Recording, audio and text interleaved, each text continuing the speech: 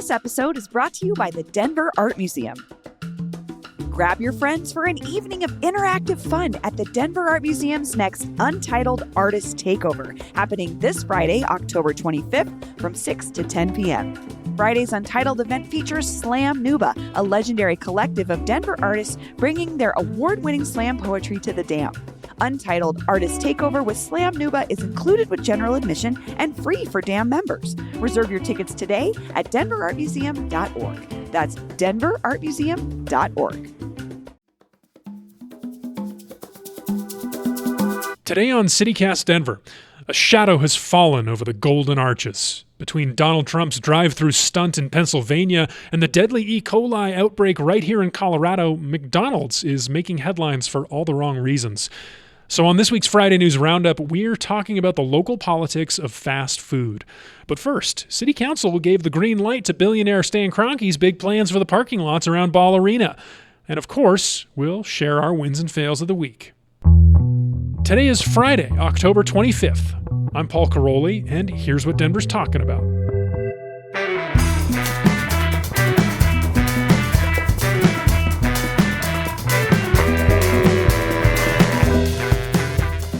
Welcome back to CityCast Denver, the show about the city that's celebrating Halloween this weekend.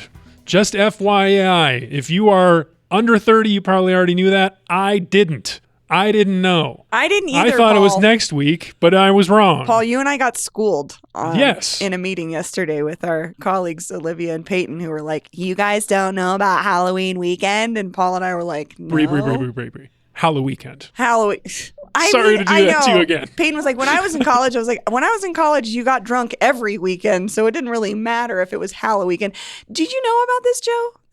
That Halloween weekend is always the weekend before Halloween? Never after. Never after. That was apparently the biggest faux pas. I did not know that. I have noticed Creepy Season Creep, where it's Halloween month. That was my argument, was like, you guys have been talking about this since August. Sorry, I missed the hard deadline of before Halloween. No, yes. it's a thing. It's a weird. thing. If you go to the event listings on our website, I'm sure it's like this for everybody, but on our website, like, all the events are this weekend. It's a huge long list of like big parties and drinking festivities. This is when Except young for people the are going to be massive out. weekend when I'll be at the Stanley for Devotchka, because apparently I think they're my age, so they over must 30, have not Gen known. X. Are they the weekend after? Didn't get the Yes. memo. Isn't that more Dia de los Muertos? I mean, Halloween falls on Thursday. You're on the second half of the week. Should you not celebrate the following weekend? This was my argument I as hear well. you. But we're all old, is what we learned from We're all that. old. Indeed. So No doubt about happy that. Halloween weekend, everyone. Hope Enjoy. you're enjoying it. And if you're over the age of 30, surprise! Hope you get a good night's rest. Well, it's Friday. We're here at the 5280 Magazine Studios. Beautiful downtown Denver. Nice day. It is a nice day. A little Bree's fall. here. You've heard from Bree, our Hi. host Bree. Hey, Bree. Hi. We have a great guest today. He's the City Hall reporter for the Denver Post. He's back. Joe Rubino. Hey, welcome back. Hi. Thank you so much for the invite. Happy to be with you this morning. Yeah. You a big Halloween guy, Joe?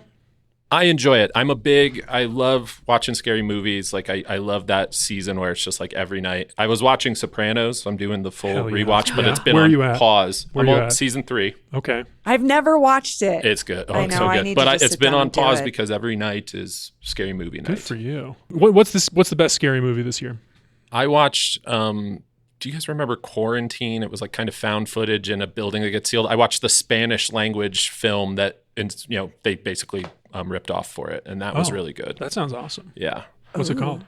It's called Rec, like record. Very Same deal. It's like a news crew that gets sealed up in this building and, violence ensues. Nice. I'm reading The Shining for the first time this year. Never read it before. I've seen the movie a bunch. Love it. People always say the book's better. I read Rosemary's Baby and enjoyed that a couple years ago. So like reading some of these horror classics is Reading also good. yeah. Let's get to our top story. Enough chatter, because this is such a great story. My gosh. And this was really the week it came to a head here, because on Monday night, we called it City Council's biggest vote of the decade. They approved local billionaire Stan Kroenke's plans to develop the empty parking lots around Ball Arena into a brand new neighborhood. Name already determined, but yet to be made public. We know this. We know he has a name. He has not said the name. We'll talk about it. And I just have to say, the old Denver folks will say, yes, this is already Auraria. This is already technically, statistically Auraria. But will we call it Auraria? But will it become the Rhino or the Low High of the downtown? Yes. Northside, Highlands, KroenkeTown, Auraria. KroenkeTown.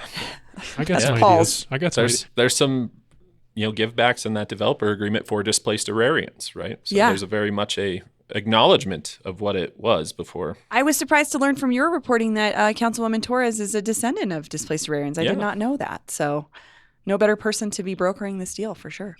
Joe, give us the headline here. Why does this vote matter? Well, ultimately, we have a downtown that's reaching, pretty full build out. And this is combined with River Mile, which Kroenke's also invested in, the Illich's property. Combine those two, it's 130 acres. It's going to be basically a 40% expansion of downtown Denver over the next 25 to 30 years. We've talked about New Denver before, around Union Station, back along the train yards there along the river. You talk about Rhino moving on into 5 Points. This is that next phase. I mean, a transformation of the skyline, a new population center in the middle of the city.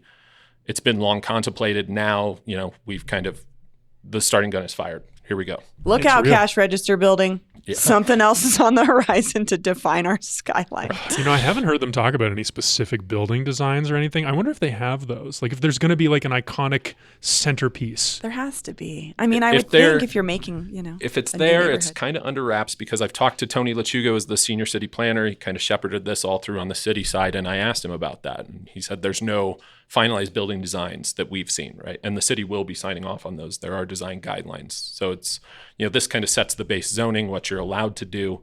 We've obviously seen a ton of renderings that show buildings here and there, but they're just blocky shapes. Mm-hmm. But I'd have to imagine, Stan Kroenke he was a developer before he owned any sports teams, right? He is polished. He's a pro. Kroenke Sports and Entertainment, they know what they're doing.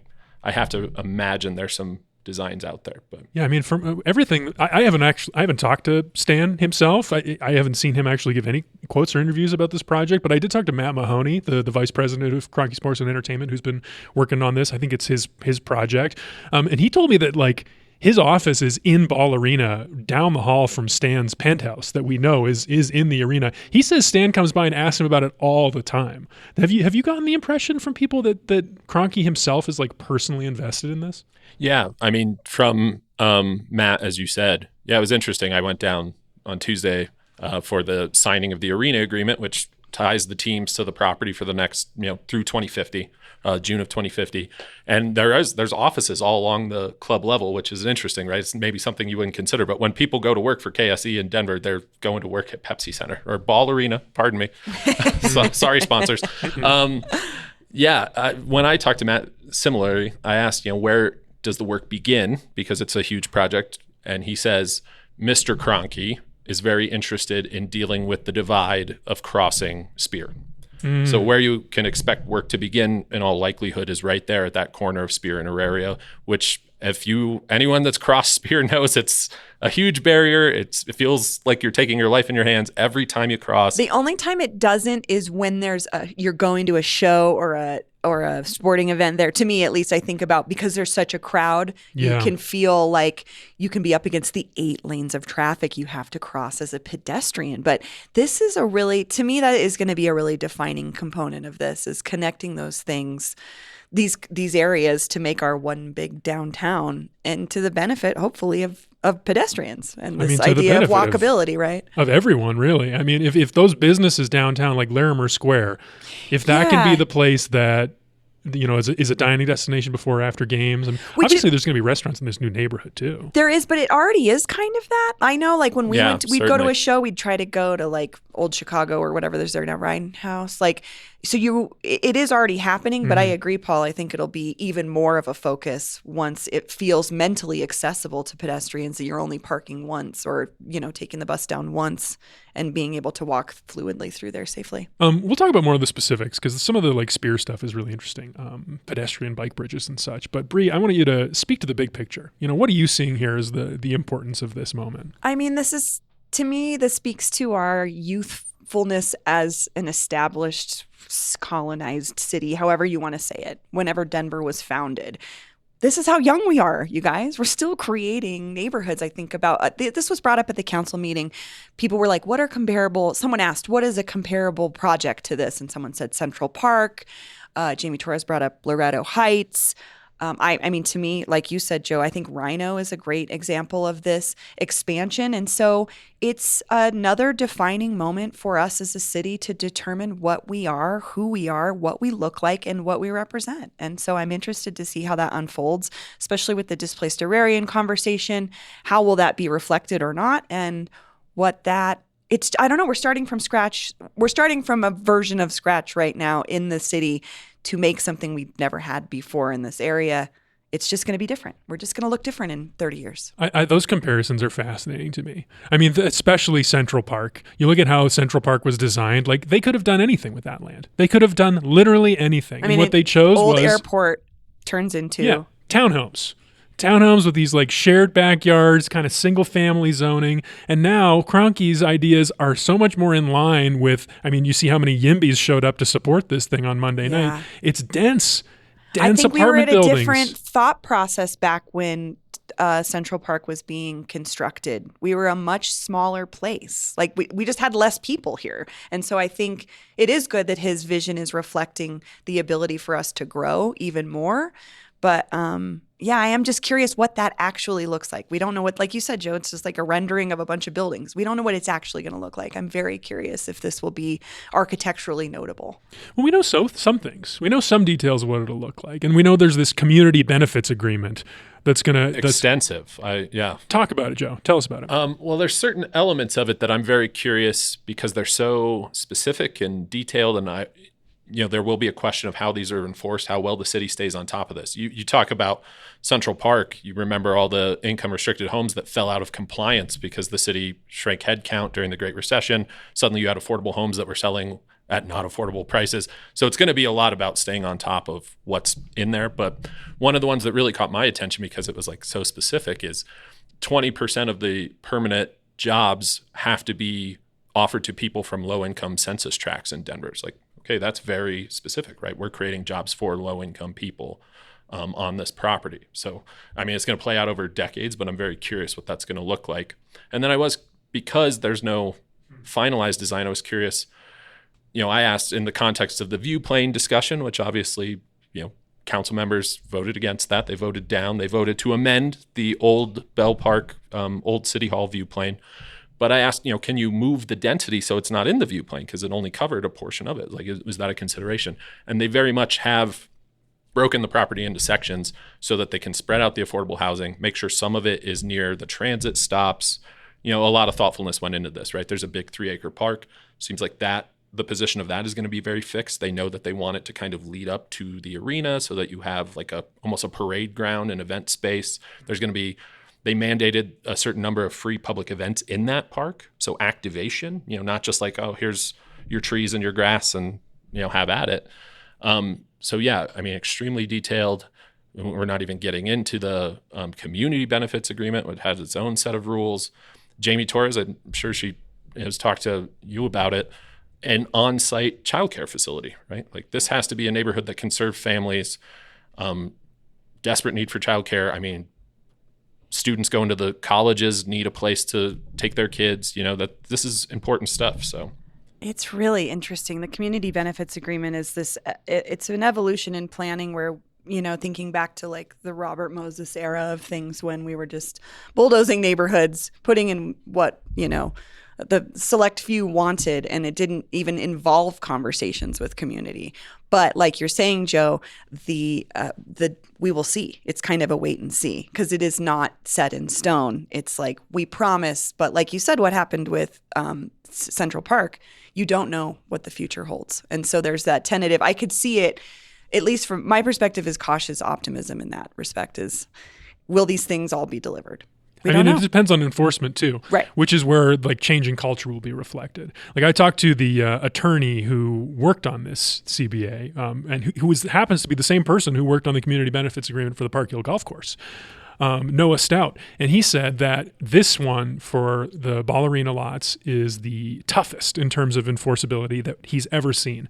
But with the caveat that it depends on who's the mayor, depends on who's city council. This is a project that's going to take 20 years. The mayor and the community organizations that are signatories, they're the ones that are going to have to sue Kroenke if he breaks his word. And if they don't have an appetite to do that, or maybe they make some future deal, then these plans could change. Yeah, and the market itself, right? I mean, River Mile, I think when the deal was struck there and they put a development agreement on that land in 2018, 2019, the expectation was perhaps some of that would be built by now. You have a pandemic, things change, right? I mean, some of it is just what is the real estate market going forward? How quickly will this happen? They're talking about it in terms of decades. It's making me think about, I was just in Cherry Creek North last night getting my new glasses, and I was walking by some... They look great. Thank you, everyone. You cannot see them, but I was walking by some some condos that are in Cherry Creek that are like gated off, and I was just thinking about the evolution of that neighborhood, growing up here, and my mom grew up here as well. It wasn't working class necessarily, but I had friends that lived in Cherry Creek North in like small houses whose parents had pretty regular jobs, and that sort of thing doesn't exist there anymore. And there's still a ton of people that come into that neighborhood every day to go to work, that go out of that neighborhood to live somewhere else.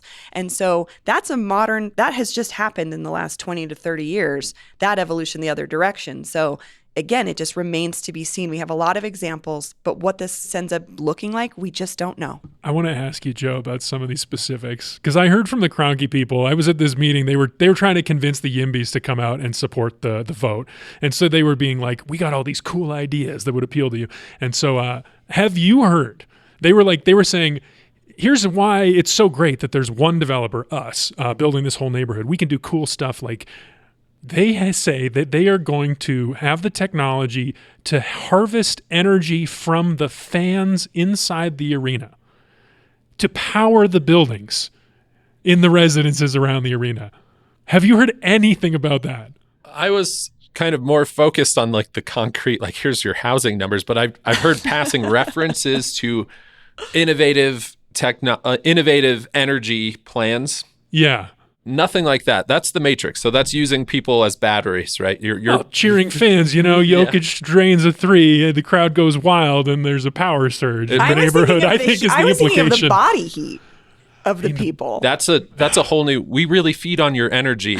You hear the sports team say that. This is nuts. Now literally. That does make it a little darker in tone. I mean, but it's interesting too, like where the power comes from. It's such a big neighborhood. This is 15,000 units across the River Mile and the Ball Arena lots. Like where does the power station go? Is it going to go in Sun Valley? The neighbors don't want that. We talked to Naomi Grunditz about this, about the ugly things that are necessary in neighborhoods, like the power stations. Like, where do you put those? I think Nobody they're wants committed to live next to it. to have at least most of them. I mean, I've heard, that was a conversation at the committee level, right? Like, you're going to need power stations. Where are they going to go?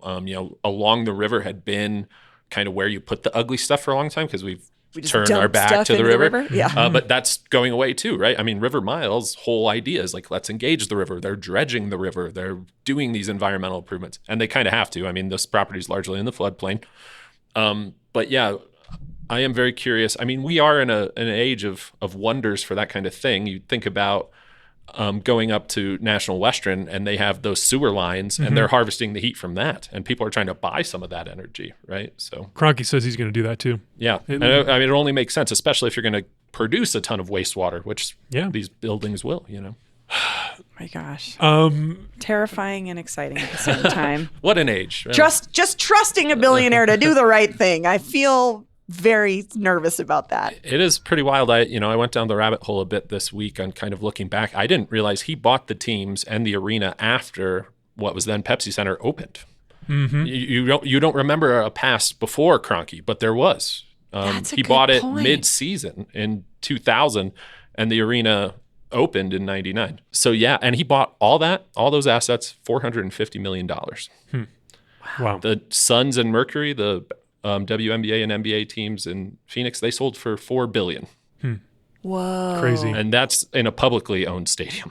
That is so crazy. Another thought on the infrastructure. I've been talking to some like housing experts about like what's holding back building in the city, and one person was like infrastructure. You got to have the city to build like the sewage lines, the power lines, in order for developers to want to build the housing. That's another thing that Kroenke's doing is he's putting in. They said $891 million into building the infrastructure that will support this neighborhood, which made me think of another question that Matt Mahoney refused to answer. I wonder if he answered to you, Joe.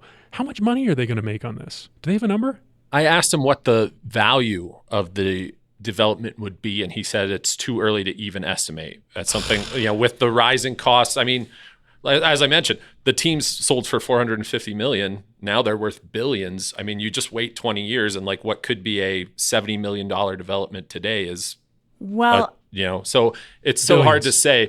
But it was interesting, the base zoning on that property was already for 5 to 8 stories, right? They could have built something without rezoning, in that range and probably made a pretty penny. I mean, it was vacant, it was just parking lots. Parking lots, right. So whatever you draw from parking revenue, that's probably negligible considering what you could have built. An 8-story building. Now you can build 30 stories, 40 stories. I mean, you think about that in orders of magnitude.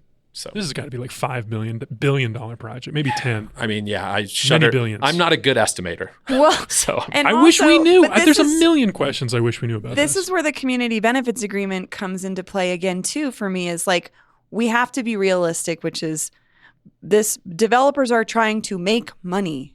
This is a money-making venture. You know what you don't make money on? Affordable housing. No. So that is where like you were saying, Paul, it depends on like who's going to continue to hold them accountable to make sure that those things happen, because especially if the tables turn and the economy changes and all these things, will they uphold all those agreements if they're not going to make the money and just cost them money? Mm-hmm.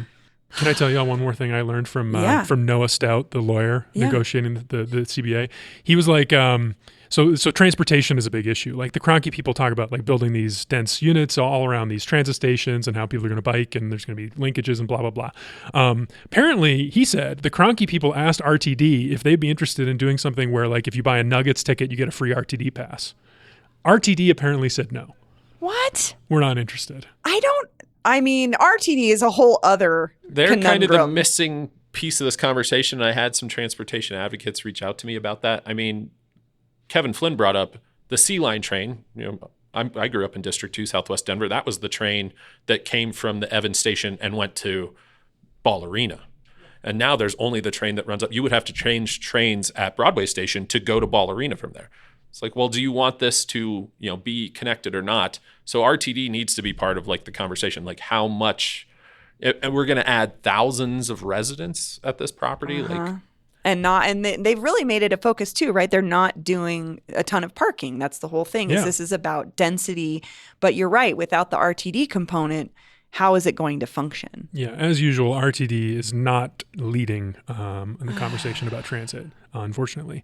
But there's lots of questions. Like we said, we're going to keep talking about this as it develops. We're going to stay on this. I mean, who knows how it'll actually roll out? We'll see. But we got to take a quick break. I'm going to come back and talk about this E. coli scare. Spooky season. Spooky indeed.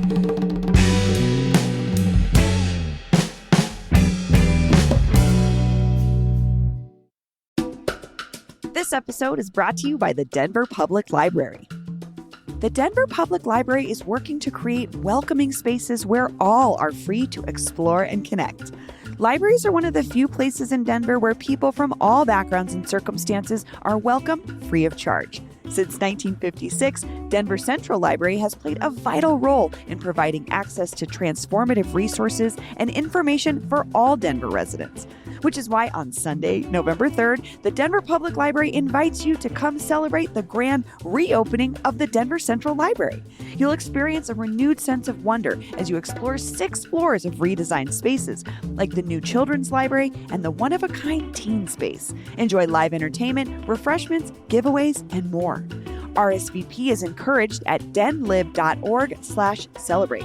That's DENLIB.org/celebrate. This episode is brought to you by Pine Melon. As the weather cools down, Pine Melon has everything you need to embrace fall. From peak season produce like apples, squash, and pears to seasonal decor like gourds and pumpkins, they've got you covered year-round. Pine Melon proudly partners with over 200 local farmers, ranchers, and producers across Colorado, delivering fresh, high-quality meats, baked goods, pantry staples, and more right to your door. No subscription needed. And that means you have access to same-day delivery in Denver and Boulder within a 2-hour window. Go to pinemelon.com to order locally sourced food today. Customers can use the code CityCastDenver at checkout for $35 off your first order of $75 or more. Join the movement today and support local makers and farmers at pinemelon.com. That's pinemelon.com.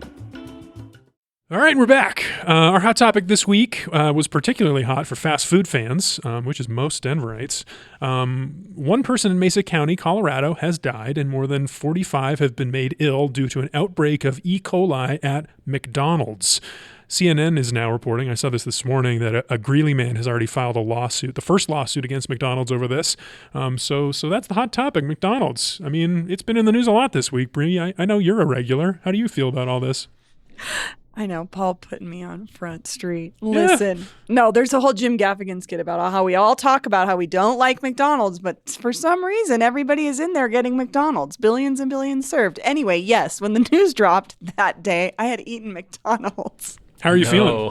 But I had eaten chicken McNuggets, so I'm fine. I mean, I don't know. This is such a layered conversation about the dynamics around McDonald's and the actual food and the nutrition conversation and the accessibility conversation. And then you add this to it. And I don't know. I just think about the Chipotle situation and how hard they had to bounce back from their E. coli situation and how tough that was. And nobody died. Nobody died. I will say again, nobody died from Chipotle, my favorite restaurant. But McDonald's brand is global and much stronger. I mean, I'm just curious. I don't know. I'm curious what the fallout will be. Well, I thought about Jack in the Box. Talk about a brand that really took a hit, right? And I recall, I did not go down the rabbit hole and figure this out, but I thought people did die, and that brand really shrunk and had to they almost had to go away for a little bit. I don't even know where there's a Jack in the Box here anymore. There's a few. I think there's one on Federal near Evans. They've come back and they've started advertising again. But yeah, that was 90s and it totally undermined their brand. But yeah, you're talking about the big dog, right? Yeah, the biggest. Is McDonald's really gonna feel the pinch from this? Is it gonna dog their reputation? Are they too big to fail?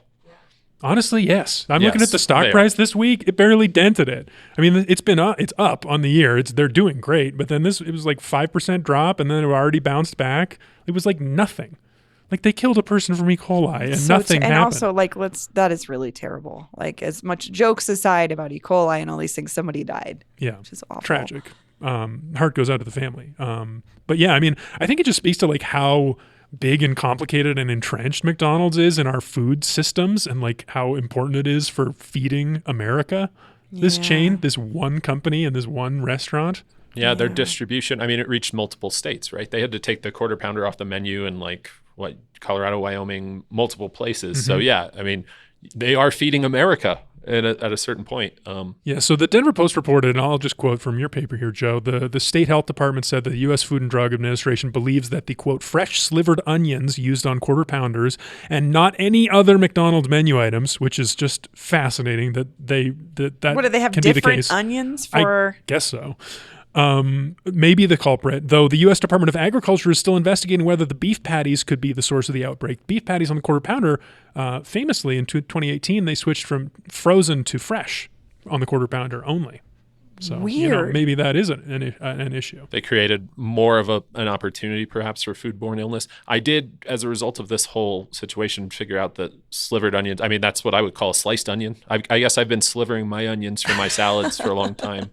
But I remember I never enjoyed the diced onions that McDonald's, the little chopped ones. Those are the ones I Mm-hmm. get because I just get a cheeseburger if I do it. I've never had a But that's Quarter very Pounder. strange that the slivered onions only come on the Quarter Pounder. But aren't they coming from the same onion source? I'm so confused as to why that's... Who knows? It raises questions if you want to nerd out about supply chains and how many suppliers need to be tapped to create the requisite amount of onions for McDonald's. Yeah. Oh my God, yeah. I mean, so speaking of like the supply chains, I mean, I thought this was interesting because this outbreak is coming as Denver voters are deciding whether or not to shut down the city's only slaughterhouse, a lamb processing plant up in Globeville. I talked to the general manager. I did a tour of the plant, and she told me that she thinks about E. coli every single day. We actually had to do the tour in reverse order from the plant, the vacuum sealing side all the way to the lamb where they're living for safety reasons. I wonder if you all think this E. coli thing is going to change how Denverites are thinking about that slaughterhouse vote. I don't know if people will draw that connection because, again, we're talking about a brand. You know what I mean? Mm-hmm. McDonald's versus the process of how McDonald's gets its meat products, and especially because we're talking about onions. So I just don't see folks necessarily making that connection. But the slaughterhouse thing is... you did so much deep dive reporting on this, Paul. It's much more complicated than I think we initially realized when this popped up on the ballot in the first place. So I don't know if this will be a factor. Yeah, I wonder. I mean, lamb is obviously kind of a niche meat as well. How many people are thinking, oh gosh, I eat a ton of lamb? I mean, culturally, there are different cultures where that is a much more common protein. It is, American food safety. We are blessed really that we live in a country where this type of thing is huge news and not just the norm. Yeah, that's right? a good Like, point. Yeah. we have very strong food safety protocols. And as far as I know, I'm sure if I went back through the records, you would probably find something that, there's probably food safety issues that have been raised with this slaughterhouse, but to my knowledge, nothing recent, right? I'm not aware of recent recalls. Did you find? Funny you should Yeah, I was mention gonna this, say, Joe. There is, I was looking about food safety and the meat supply and around this, and I thought, hey, what does our famously libertarian governor, think about food supply in this state where people brew their own beer and make kombucha, and it turns out he is in fact a big food freedom guy.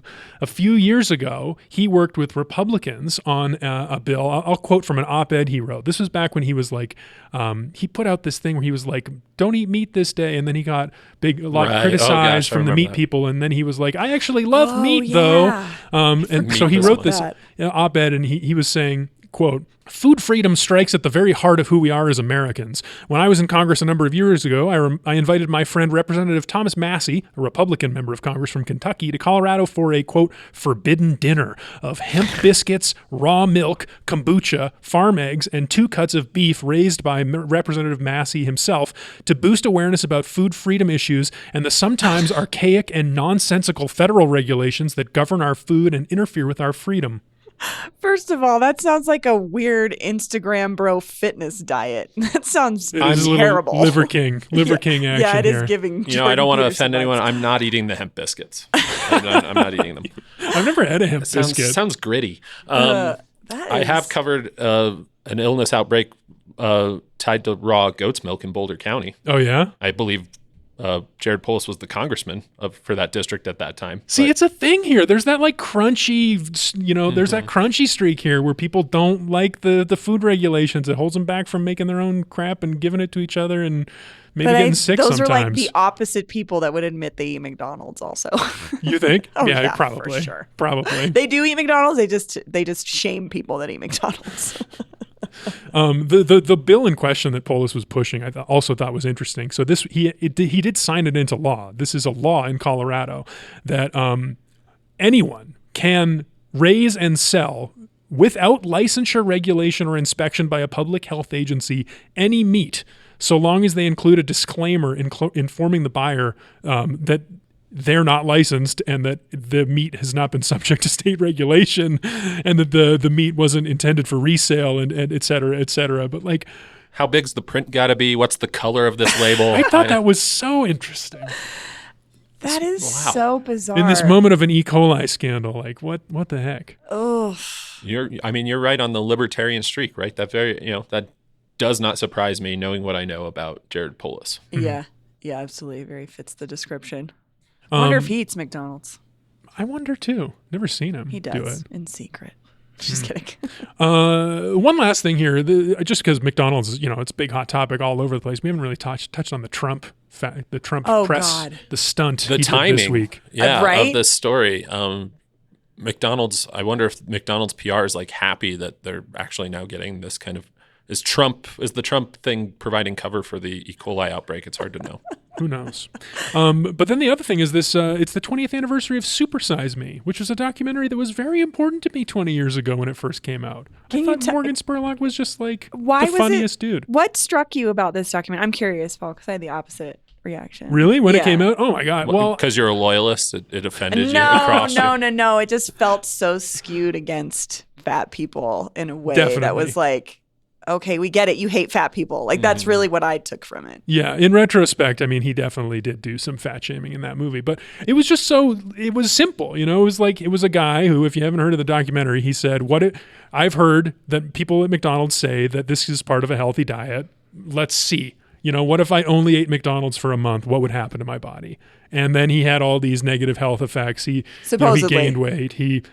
Now it's all in question due to what has happened with him since. But in the documentary, you see him getting unhealthy. You hear about his girlfriend talking about how he's like not as good of a partner anymore, and all these other things. Do you remember who else was in that documentary? No. Who are you thinking? Jared Fogle.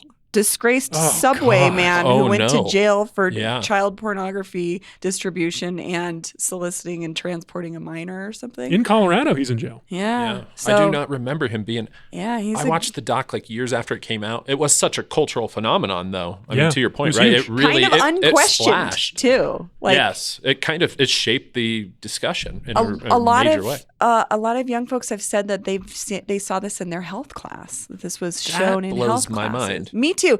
So I listened to Paul. You shared we'll put it in the show notes, a link to the Sporkful podcast where they looked back at this. Unfortunately, Morgan Spurlock has passed away, and they spoke with his ex-wife, who was in the documentary, the vegan chef, about the legacy of it and what had come out of it. And I listened to a podcast called Maintenance Phase where they debunk junk science around wellness, and they did a deep dive on Super Size Me. And one of the things they pointed out was that he didn't do the doctors that he went to see didn't have a baseline like for a before. They didn't do like any genetic testing. They don't know what he was predispositioned for. So some of the claims were definitely like the fatty liver thing in particular, I guess, was like there was no possible way that his liver stuff would be elevated without something precondition wise. But it was presented in that movie as fact. And that was just one of the many sort of problematic parts of this documentary being sort of just touted as like, this is the problem. McDonald's is the problem. And I think, I mean, it's different though. 2024 eyes, very different than what, 2000? 2004. 2004. Anniversary. We think very differently about this conversation now. So it's definitely, to me, it's an interesting sort of study in a moment about how we talked about food and wellness and health. It's also alarming that like discussions about nutrition took this long to kind of take hold, right? That we were just, it was kind of unquestioned for a long time. It's like, oh, it's fine to eat that. Yeah, totally. But also now we're just having like, these conversations and how they impact different people with different genetics, different bodies. Like you can be healthy at different weights, right? Yeah. Not everyone is healthy at the same weight. Yeah. Thinking for sure. It's like, it always was, you're fat, you're unhealthy. And science has shown that to not be necessarily true. But well, that pushes me back to the politics of it all too. Like, I think some people think that way.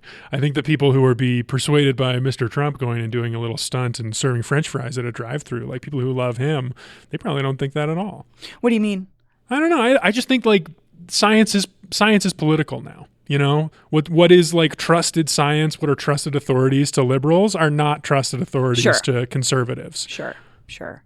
Yeah, I mean, that's the thing is that what this documentary brings out is so many aspects: the political, the science, the health, the social. That was something that the Sporkful kind of touched on, was that I think it was in the documentary, a woman said, hey, like I've got like 3 kids. I'm a single mom. I often don't have time to cook. This is just an option for me to get my kids food. And that conversation has also evolved quite a bit around the socioeconomics and class conversations around who, quote, eats fast food. And healthy food's rich people food. You want to go to a health food store, you better have some bucks.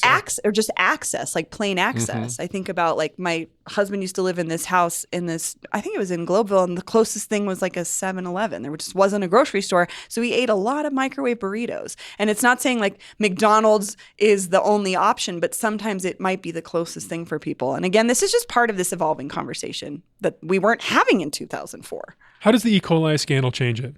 How does it change how Coloradans are feeling and maybe voting? That's a good question.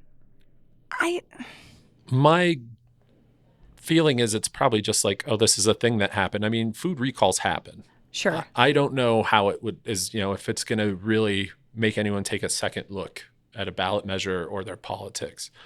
But I could be wrong. That's just my gut feeling. The stock price thing too is really interesting, Paul. Yeah. The fact that it hasn't really budged that much. That to me says something about its impact too, or the perceptions.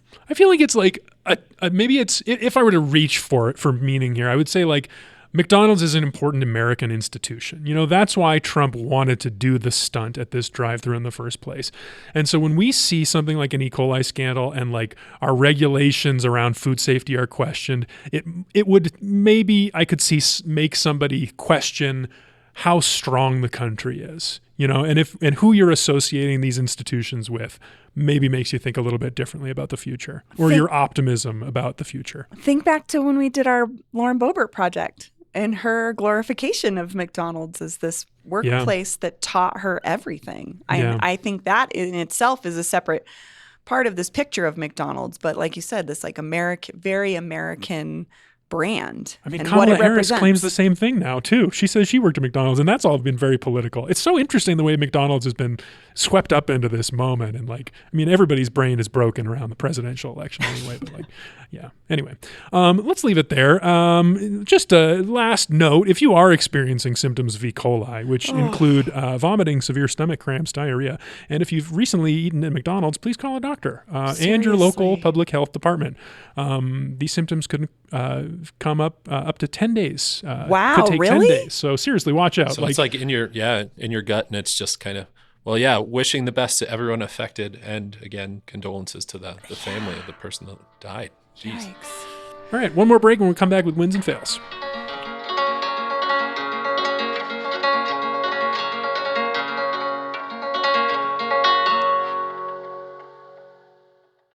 Oh, it's such a clutch off-season pickup, Dave. I was worried we'd bring back the same team. I meant those blackout motorized shades. Blinds.com made it crazy affordable to replace our old blinds. Hard to install? No, it's easy. I installed these and then got some for my mom. She talked to a design consultant for free and scheduled a professional measure and install. Hall of Fame son. They're the #1 online retailer of custom window coverings in the world. Blinds.com is the GOAT. Shop Blinds.com right now and get up to 45% off select styles. Rules and restrictions may apply.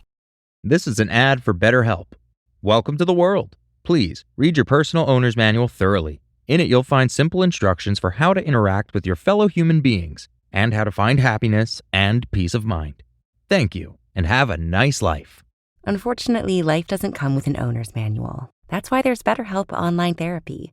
Connect with a credentialed therapist by phone, video, or online chat. Visit BetterHelp.com to learn more. That's BetterHelp.com.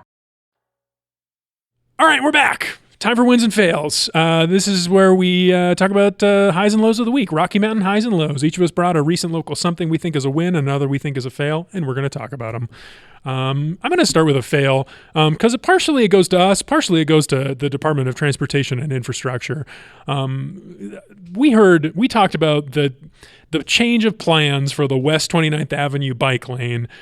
We talked about it on our Tuesday episode this week, and then boy, did we hear about it from bike people who are so engaged, and love your passion, everybody. So the Dottie rolled back their plans. This is where they get the fail. They had some final plans in place in August for a protected bike lane between, I think it was Sheridan and Zunai, and so now like less than a mile of that is not going to happen now. I just have to say, I guess this is a correction to our conversation Tuesday, although this is like the level of detail I'm not sure is that important. But as some of our listeners pointed out, we did not talk about how Alicia Wilkinson, one of the homeowners who complained about the bike lane, she does in fact have a driveway. And a garage.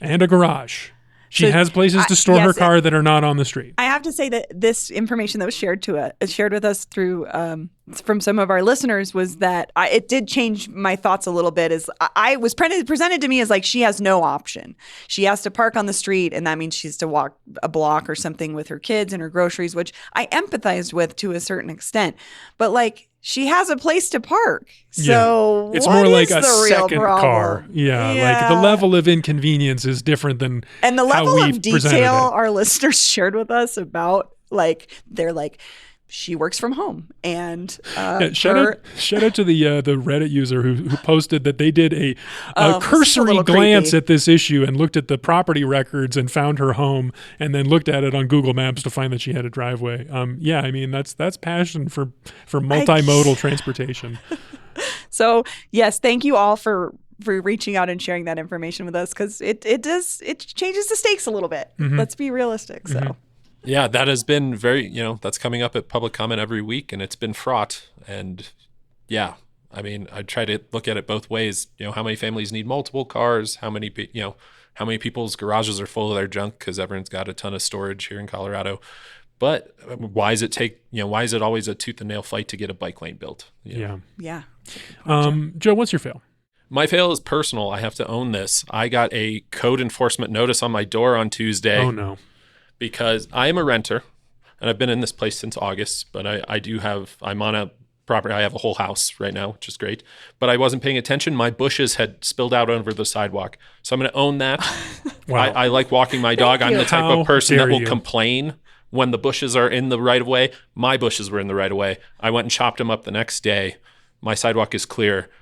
Just taking it as a personal moment to say, think about your neighbors. Trim those bushes. Yeah, this is everyone's got to use that sidewalk. Trick or treating's coming up. Trick or treating. These kids could have walked into the rose nut. There's thorns. So I took care of it. Wow, appreciate that. Be like Joe, everyone. Bree, how about you? What's your fail? There was this story that campaign text falsely implies head of Colorado's largest teachers union supports Amendment 80. And Amendment 80 would enshrine access to school choice in the Constitution. And a lot of folks are saying this is partially paving the way to defund our public schools. So the fact that the head of the largest teachers union was implied to support that is just sucks. And it's just this part of this bigger conversation we're having about misinformation, which is getting more and more into the system of actual information. And you can't unsend a text message that got sent to thousands of people. And so I just it sucks. It sucks that this happened. I feel bad for this particular representative of the teachers union, but also please just read deeper on all of these issues if you get a text like that. Because also the text messages, I'm sure you guys are getting a ton of these too. They're very sensational for whatever the amendment is or the ballot issue is this will happen if you vote this way and this will happen if you don't vote this way. And so just make sure to read beyond that text message if you get one of those, because in this case it was false. Yeah. And misinformation spreads. Beamed directly to your phone. Yeah. It's tough. Sucks. Be skeptical. And you don't read multiple sources. That's a good point though, Joe, is you didn't even have to seek it out. It came to you. It wasn't even an algorithm. It was targeted. It was targeted misinformation, at you. Yeah. So one last tip for information, making sure you get good stuff is continue to listen to CityCast Denver. Okay, let's do wins. Wins of the week. Joe, you want to give us a win? I am going to go with the lowest hanging, most topical fruit here. Great. By the time this airs, it will have already happened. The Nuggets play tonight. The season is kicking back off. And home opener. Regardless of who owns the team, all the variables that happen in the universe to make this happen, we live in a city with Nikola Jokic as our star player. Yeah, we all get to watch him and enjoy. We got Aaron Gordon for 4 more years. That beautiful man. Regardless of the outcome, everyone will be overreacting tomorrow. So everyone enjoy Overreaction Friday. Looking forward to a whole season of it. It is nice they're back. I wish the Avalanche were playing a little bit better. They need a new They're goalie. picking it up. They after that tough losing streak, right? Yeah. And did I just read that KCP long season. Christian Brown's going to be in KCP's position for the starting lineup, I read? I believe that's correct. I have not paid close attention as of yet. I don't pay attention till preseason. But yeah, I think he's supposed to be the starting shooting guard. So we'll see. Excited. Interesting. I'll go. Well, you did a sports one. I was going to shout out the Broncos having a winning record, but I went back to the Ginger Pig. This is a restaurant on the north side that our friend Joshua Emerson, regular on the show, recommended at one point. I've been back twice now. This place rocks. This is one of the best restaurants in the city. Endorse, yeah. It's good. They got a Bib Gourmand. It's like what is it? Yeah, what's there? It's like an Asian, different kind of Asian foods. It's like a Chinese restaurant, but they do a play on the take takeout motifs, but elevated. So you'll get an entree for probably like $15, maybe $20. Some of the specifics that were just like knockout good were watermelon salad, cabbage stir fry, Sichuan eggplant, and then they do a Hong Kong style French toast, which is turning into a bit of a trend this year. And they have it on the appetizer menu and the dessert menu. I would recommend ordering one for both. Oh, okay. I'm in. I'll try. I want to get ahead of the curve. I want to try it. It's great. It's great. And it's great vibe in there too. Really cool atmosphere. Dark, nice lights. That's a big selling point for me. Do I want to stay there and eat, or do I want to get out of there as fast as I can? I love that. If you want to stay a while. Bree, what's your win? The Denver Voice was saved by donors. They announced a couple of weeks ago, hey, we're run out of money. We can't print this paper. For folks that don't know, the Denver Voice is a street paper. It's partially written by folks who are unhoused or in transitional experiences in life, but also they're the vendors you might see around the city who are selling this newspaper, and they get a portion of every newspaper they sell. And so it was kind of a big deal that it may be disappearing. And a bunch of folks came out and donated, including a single anonymous donor, $10,000, I think. And they've just been in a weird place because they've had some turnover with their executive directors, and this has helped them keep going through the end of the year. They are continuing to raise money, though, if you'd like to support, so that they can be in a better place coming into 2025. But I'm just glad that it didn't disappear. Yeah, I love talking to the vendors. Like when you run into a vendor on the street, you buy a paper for $1, $2, and just kind of talk to them about their situation. Like see how they're doing, what's up. It's close to the people. I love that. Like media should be close to the people. Yeah. You do wonder about a place like this. I think about our conversation with Mayor Johnston earlier this week about the Denver Basic Income Project and his argument for why he did not set aside any money in his budget for it this year, which is still undecided. That might actually, go the other way. But public hearing on Monday. We'll see. You want to talk about the budget? Come out Monday for the public hearing. Joe will be there. I'll be there. But he made this point about the Basic Income Project and like the opportunity cost. You fund one thing, you can't fund another thing. You have to look for what's the most efficient way to help people. So that's how he thinks about it. And that's, kind of how I was thinking about the Denver Voice this week. Like, have they been struggling to stay afloat because they're not as efficient at helping people that they're trying to help? Like, I love seeing the vendors. I love talking to people as much as the next person, but like, you wonder, because the number of vendors has gone down a lot in the last few years. Yeah, I feel like the pandemic in particular made it really hard. Yeah, and I talked to my friend who was the old editor of The Voice, and she was like, yeah, we were struggling getting funders behind the paper because like we didn't have the results that they wanted to see. So I was like, I hope that this new fundraising push helps them reach people that can be helped by this opportunity, so people can move on into better situations and build back, careers and lives out of it. Yeah, it's a really complicated thing in that it's a piece of media, which is important, but it's also this serving this function of employing folks. And like you're saying, the outcomes, that's questionable, but a low barrier job opportunity that feels official, right? It's not like just shoveling a walk for a couple bucks, right? Like you're starting a micro business, and that is it's a model that's very appealing, right? It's people want to work, but is it effective? That's a great question. Yeah. Well, Joe, this has been fun. Thanks so much for joining us. Absolutely. I loved it. Thanks for having me. Thanks, guys. That's all for today here on CityCast Denver. Our producers this week were Olivia Jewelove, Natalie Rivera, Francisco Kilgore, and me, Paul Caroli. Peyton Garcia writes our morning newsletter, Hey Denver. Bree Davies is our host. Our music is by Los Mocochetes, with additional mixing by Tyler Lindgren.